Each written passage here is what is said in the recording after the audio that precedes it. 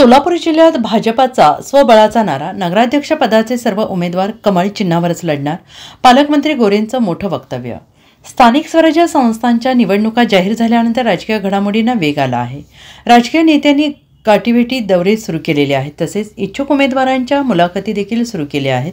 दरम्यान महायुती एकत्र लढणार की स्वतंत्र याबाबत प्रश्न उपस्थित केले जात आहेत. दरम्यान अशातच सोलापूर जिल्ह्यात भाजप स्वबळावर लढणार असल्याचं आता स्पष्ट झालेलं आहे, कारण सर्व उमेदवार कमळ चिन्हावर निवडणूक लढवणार आहेत. सोलापूर जिल्ह्यातील सर्व 11 नगरपालिका आणि 1 नगरपंचायतमधील नगराध्यक्ष पदाचे उमेदवार निश्चित झाले आहेत.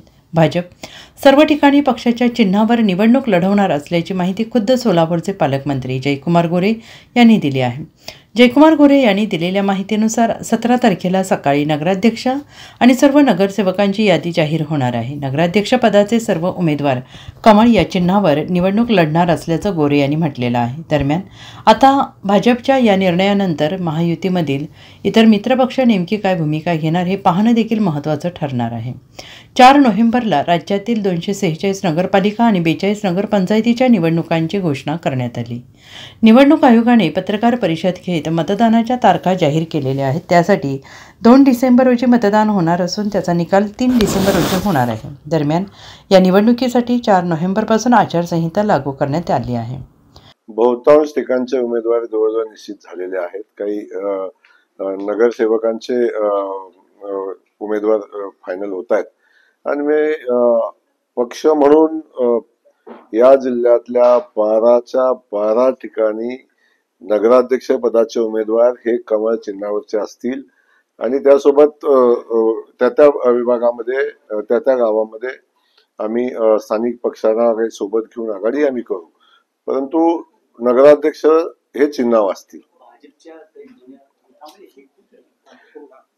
आणि साधारण हे तिकिटाचा जो विषय आहे, उमेदवारी डिक्लेअर करायचं साधारण 17 तारखेला सकाळपर्यंत सगळे उमेदवार डिक्लेअर होतील.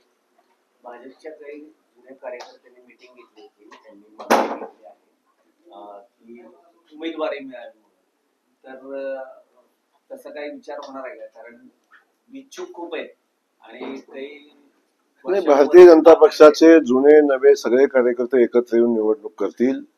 ज्या ठिकाणी उमेदवारी मागण्याचा अधिकार सगळ्यांना आहे, पक्षश्रेष्ठी जो उमेदवार देतील ते सगळे मिळून काम करतील. त्यामुळे जुन्या नव्याचा वाद या निवडणुकीत राहणार नाही. आज करमाळ्यात शिंदे सेनेच्या अनेक पदाधिकाऱ्यांनी उमेदवारासह राजीनामे दिलेले आहेत, आपल्याकडे यायचे. आता या संदर्भातली माहिती मी अजून घेतलेली नाही.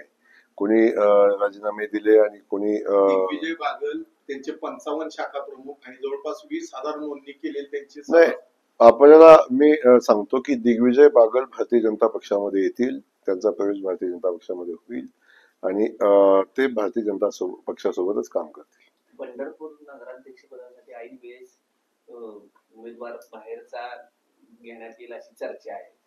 खरं तर म्हणजे योग्य आहे का ही चर्चा? म्हणजे मुळातच ही चर्चा, या अफवा कुठून येतात, तुम्हाला कुठून तुमचे सोर्स या बातम्या देतात मला माहिती नाही.